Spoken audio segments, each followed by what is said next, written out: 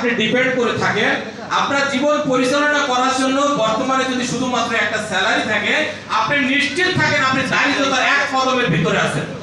তাহলে আমাদের কি দরকার? আমাদের দরকার হচ্ছে অ্যানাদার একটা ইনকাম সোর্স, অন্য একটা ইনকাম সোর্সে বর্তমান ইনকাম সোর্সকে ঠিক রেখে, বর্তমান আয়কে ঠিক রেখে আমাদের কি দরকার? একটা সেকেন্ডারি টাইপ অফ ইনকাম দরকার, যে ইনকামটা দিয়ে আমরা আমাদের স্বপ্নকে পূরণ করতে পারবো, রাইট কিনা?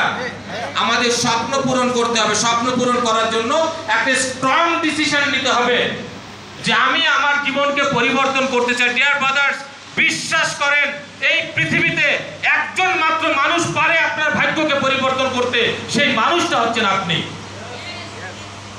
আজকে আমরা যত বড় আয়োজন করি না কেন আপনাদেরকে সফল করার জন্য, আপনি যদি নিজ থেকে জেগে না ওঠেন যে আমি সফল হব, পৃথিবীর কোনো শক্তি নেই যে আপনাকে সফল করে। বাট আপনি যদি একটা ডিসিশন নেন যে আমি সফল হবই, সারা পৃথিবীর মানুষ যদি আপনার সামনে বাধার প্রাচীর হয়ে যায়, আপনাকে কেউ আটকাতে পারবে না।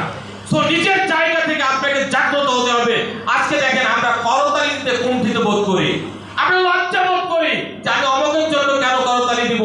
আজকে আপনি অন্যের জন্য করতালি দিবেন, অন্য কোনো একদিন দেখেন অন্য কেউ আপনার জন্য করতালি দিবে, রাইট কিনা? সুতরাং করতালি দিতে হবে আপনাকে। সম্মান ওই ব্যক্তি দিতে যাবে যে সম্মান রীতিমতো পেতে পেতে অভ্যস্ত, রাইট কিনা? তাহলে আমরা কি সম্মান পেতে চাই? সম্মান পেতে হলে আমাদেরকে কি করতে হবে? সম্মান দেওয়ার যে একটা টেন্ডেন্সি, একটা কালচার আমাদের চালু করতে হবে, রাইট কিনা?